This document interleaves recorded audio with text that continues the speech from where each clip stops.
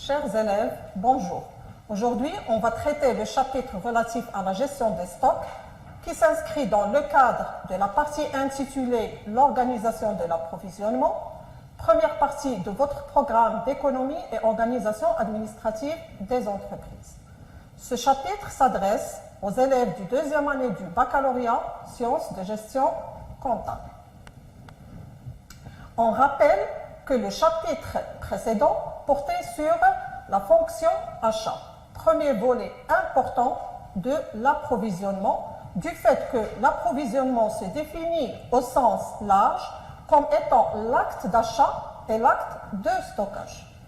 Dans ce chapitre, vous avez déjà vu la définition de la fonction achat, les étapes ou bien le processus de la fonction achat, les objectifs de la fonction achat, les modes de collaboration ainsi que son évolution.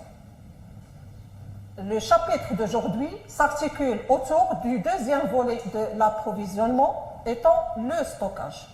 Pour cela, on va élaborer le plan suivant. Je débute par une introduction sur la gestion de stock, puis par la définition de la notion du stock dans un premier point. Dans un second point, on va traiter les objectifs de la gestion des stocks en retenant deux principaux objectifs, l'objectif de sécurité et l'objectif financier. Les nouvelles techniques de gestion des stocks feront l'objet de notre troisième point, à savoir le zéro stock et le juste à temps. La gestion des stocks consiste pour une entreprise à satisfaire la demande de ses services utilisateurs, ça veut dire de ses ateliers, de ses départements, ainsi que satisfaire ses clients dans les délais requis et à moindre coût.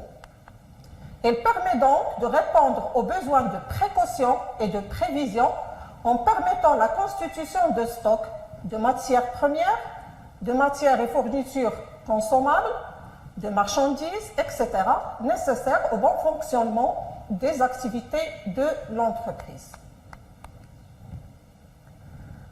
Pour définir le stock, on retient la définition du plan comptable général des entreprises. Le plan comptable général des entreprises définit le stock comme étant l'ensemble des biens et services qui interviennent dans le cycle d'exploitation de l'entreprise pour être soit vendus en état, comme les marchandises.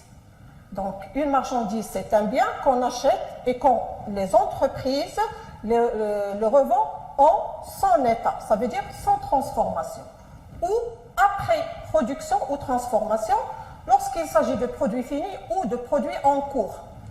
Les produits finis, donc, ce sont des produits dont la production a été débutée et terminée par l'entreprise, alors que les produits en cours, ce sont des produits inachevés. Il y en a également d'autres stocks qui sont destinés à être consommés à la première utilisation. C'est le cas des matières premières et des fournitures consommables. Après avoir défini le stock, on va passer à la gestion ou bien aux objectifs de la gestion des stocks. La constitution des stocks satisfait pour l'entreprise plusieurs objectifs à travers les rôles qu'elle remplit. D'abord, un objectif de sécurité qui va permettre d'éviter la rupture du stock et ensuite un objectif financier qui permet d'éviter le coût de stockage. Développons d'abord l'objectif de sécurité. L'entreprise doit disposer d'un stock de sécurité qu'on appelle également stock de protection pour éviter le risque de rupture du stock.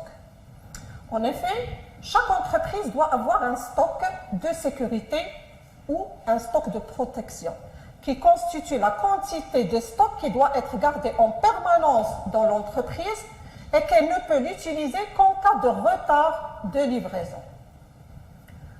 Pourquoi?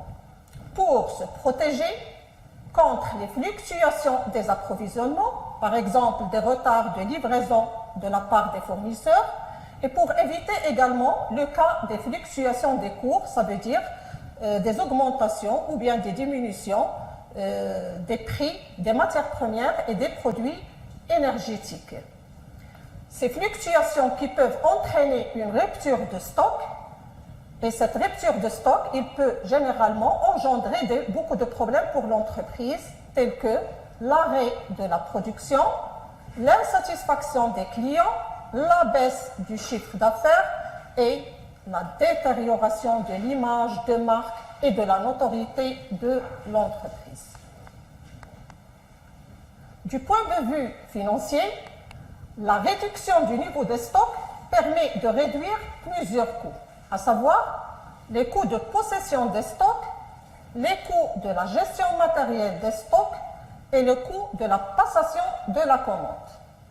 Je commence par le premier coût, le coût de possession des stocks, qui se compose du coût du capital investi. On désigne par le coût du capital investi les capitaux immobilisés pour le financement du stock et qui est généralement évalué par l'entreprise par le manque à gagner correspondant aux revenus que procurerait ce capital lorsqu'il est utilisé à l'extérieur de l'entreprise. Ensuite, il y a le coût du magasinage. L'entreprise a besoin d'un local. Dans ce cas, soit qu'il va lui payer un loyer ou bien constater un amortissement annuel des bâtiments. Troisième composante du coût de possession des stocks étant le coût de la dépréciation des articles en stock. Généralement, les articles stockés peuvent être dépréciés ou bien détériorés ou bien frappés de ce qu'on appelle l'obsolescence. Ça veut dire qu'ils seront dépassés techniquement ou bien dépassés par le progrès technique. Le deuxième coût, c'est le coût de gestion matérielle des stocks. Pour gérer les stocks, bien sûr, il y a un personnel chargé de la gestion du stock. Alors, ce personnel a besoin d'une rémunération du personnel. Alors, la rémunération du personnel est composée des salaires et des charges sociales. En plus, des frais d'entretien des locaux et d'équipement, etc. Le troisième coût étant le coût de passation de la commande. Le coût de la passation de la commande se compose d'un coût administratif lié à la passation d'une commande, par exemple les frais de correspondance, les frais de téléphone, la rémunération du personnel également chargé du service achat, ainsi que les frais de contrôle quantitatif et qualitatif. Un contrôle quantitatif, par exemple, de comptage et de pesage, etc., et qualitatif, contrôle sur la qualité et la conformité des produits livrés. Optimiser la gestion du stock ne suffit pas. Il faut les réduire, voire même les annuler, ou bien les supprimer. D'où l'apparition de nouvelles techniques de gestion des stocks, parmi lesquelles on peut citer le zéro stock et le juste à temps. On commence d'abord par le zéro stock. Le zéro stock entre dans le principe des 5 zéros olympiques qui a pour objectif la recherche ou bien la recherche de la qualité totale à travers la réduction ou à travers zéro défaut dans le processus de production. C'est pour cela que les entreprises optent pour ce zéro stock. Donc, le principe de zéro stock consiste en l'absence de stock dans l'entreprise, ça veut dire un stock zéro. C'est une nouvelle technique de gestion des stocks qui consiste à ne commander que ce qui est nécessaire à l'activité de l'entreprise pour éviter les différents coûts inutiles. Pour apprécier, c'est-à-dire dégager les points positifs et les points négatifs du zéro stock, donc, les avantages des stocks sont nombreux, parmi lesquels on va citer les économies de coûts que l'entreprise peut réaliser à travers le loyer, le personnel, l'entretien, le matériel, etc. Mais ça nécessite une organisation rigoureuse et un respect des délais de livraison, chose qui n'est pas toujours réalisée. Le zéro stock est l'un des piliers de la méthode de juste à temps, qu'on note en abrégé le JAT. Alors, le JAT est une procédure qui a pour but de diminuer le stock en ne passant la commande au fournisseur qu'au moment où les matières ou les produits vont être utilisés et à la juste quantité demandée. Dans cette technique, la production n'est déclenchée que par la réception d'une demande ferme de la part de la clientèle. Ça veut dire d'une demande réelle et définitive de la part des clients. Cette nouvelle technique de gestion des stocks procure à l'entreprise plusieurs avantages, à savoir la réduction des coûts de stockage, la grande flexibilité de l'entreprise, c'est-à-dire la capacité d'adaptation des activités de l'entreprise à toute variation de l'environnement, et augmente la compétitivité de l'entreprise, c'est-à-dire sa capacité à affronter la concurrence. Toutefois, le juste à temps peut générer des problèmes pour l'entreprise, comme par exemple la dépendance vis-à-vis des sous-traitants, lorsqu'une partie de la production de l'entreprise est confiée à d'autres entreprises, la dépendance vis-à-vis des transporteurs, et dans cette technique également, les salariés se trouvent toujours en sous-pression, ce qui va les démotiver. Pour évaluer nos connaissances, on va traiter les applications suivantes. Je commence par l'application 1. Processus de production du lait UHT. Donc, on va prendre le cas d'une entreprise de fabrication et commercialisation du lait frais et UHT, des produits laitiers et des fromages qui nous communiquent son processus de fabrication. D'abord, le lait, il passe par la première étape, la pasteurisation, puis l'écrémage, puis la stérilisation. Le lait stérilisé est prêt à être emballé dans des briques, le laissant à l'abri de l'air et de la lumière afin de conserver ou de le conserver au mieux. Stocké, il peut ensuite être acheminé vers les épiceries et les supermarchés. Question. Identifier l'objectif de gestion de stock visé par cette entreprise. Préciser l'utilité du stockage des produits finis pour l'entreprise. Et en troisième question, citer 2 risques liés à la constitution d'un stock excessif. Alors, en ce qui concerne l'objectif de gestion du stock qui est visé par l'entreprise, est un stock de sécurité. L'utilité de stockage du produit fini pour l'entreprise, on dit l'utilité ou bien l'intérêt du stockage pour l'entreprise, sont nombreux. L'utilité du stockage des produits finis pour l'entreprise et la disponibilité des produits à la demande des clients en termes de quantité et des délais et la fidélisation des clients. Troisième réponse, les risques liés à la constitution d'un stock excessif, le coût élevé de stockage, comme nous avons traité, il y en a plusieurs coûts qui sont liés au stockage, et le risque de détérioration de produits. On passe maintenant à un deuxième cas d'une entreprise ayant pour activité principale la fabrication, l'achat, la vente, l'importation et l'exportation de tout produit alimentaire, par exemple les conserves de poissons et d'abricots. Afin de se prémunir des aléas liés à la saisonnalité des approvisionnements, la société recourt à l'achat des poissons congelés.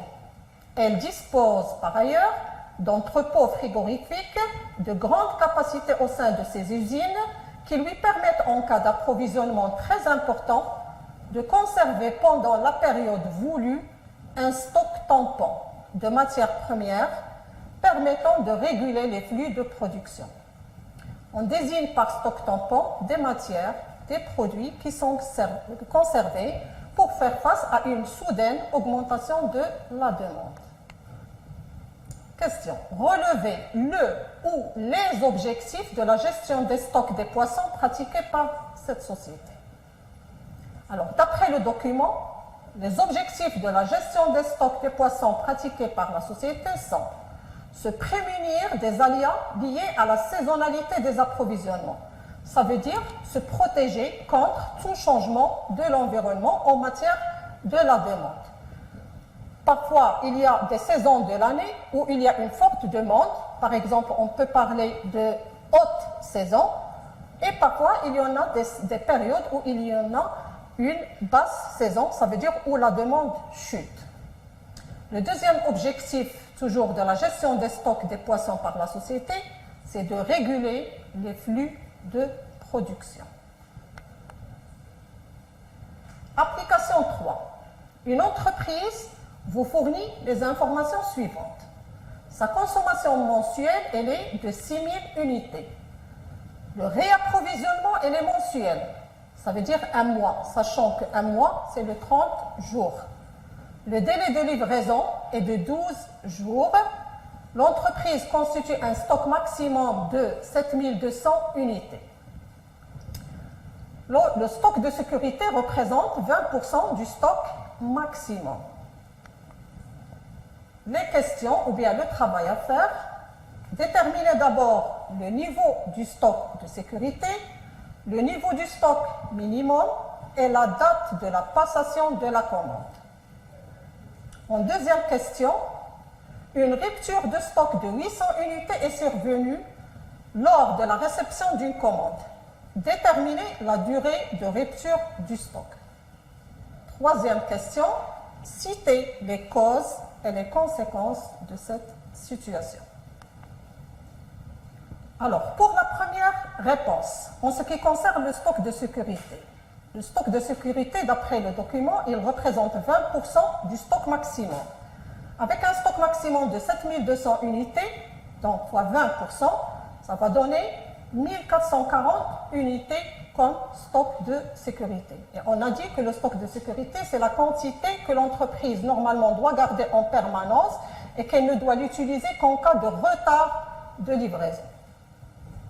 Toujours dans le cadre de la première réponse, petit p, stock minimum. Le stock minimum, c'est la quantité de stock que l'entreprise normalement doit avoir pour faire face ou bien pour le consommer pendant la période ou le délai de livraison. Ça veut dire la période qui s'étale entre la date de la passation de la commande et le jour de livraison. Alors, si on consomme 6 000 unités par mois et le mois comprend 30 jours, ça veut dire par jour, on va mettre 6 000 sur 30, ça va donner 200 unités. Donc, c'est 200 unités qu'on consomme par jour. 200 unités fois 12 jours, qui est le délai de livraison, dans ce cas, le stock minimum sera de 2400 unités. Si le délai de livraison est de 12 jours, quelle est la date de passation de la commande? Dans ce cas, on passe à la troisième réponse, toujours dans le cadre de la première réponse. Date de passation de la commande, on va prendre 30 jours, qui est le mois, moins les 12 jours, le délai de livraison. Dans ce cas, la commande doit passer normalement le 18e jour. Deuxième réponse. Lorsqu'une rupture de stock de 800 unités est survenue pour l'entreprise, avec 200 unités par jour, dans ce cas, la durée de rupture de stock, elle est de 4 jours. Donc, comment j'ai trouvé les 4 jours? On a pris les 800 unités de rupture de stock sur la consommation par jour de 200, ça donne 4 jours. Donc 4 jours de retard de livraison. À votre avis, quelles sont les causes qui ont entraîné cette rupture de stock? On peut citer, par exemple, l'insuffisance des stocks due à une mauvaise gestion et ou la détermination du niveau des stocks de sécurité ou de stock minimum est à revoir par l'entreprise. Les conséquences d'une telle rupture, comme on avait dit sur le cours, arrêt de la production, augmentation des coûts, retard de livraison, perte de la clientèle, baisse du chiffre d'affaires, détérioration de l'image de marque de l'entreprise, de sa notoriété également, etc. En guise de conclusion, on va synthétiser ce qu'on a vu sur le cours. D'abord, on a vu que la gestion des stocks consiste à satisfaire dans les délais requis et à moindre coût la demande des services utilisateurs ou des clients de l'entreprise. La constitution des stocks satisfait pour l'entreprise plusieurs objectifs, tels que l'objectif de sécurité et l'objectif financier. Optimiser la gestion du stock ne suffit pas. Il faut les réduire, voire même les supprimer. D'où l'apparition de nouvelles techniques de gestion des stocks, telles que le zéro stock et le juste à temps. Merci de votre attention et votre prochaine capsule va porter sur la productivité, définition, calcul et interprétation.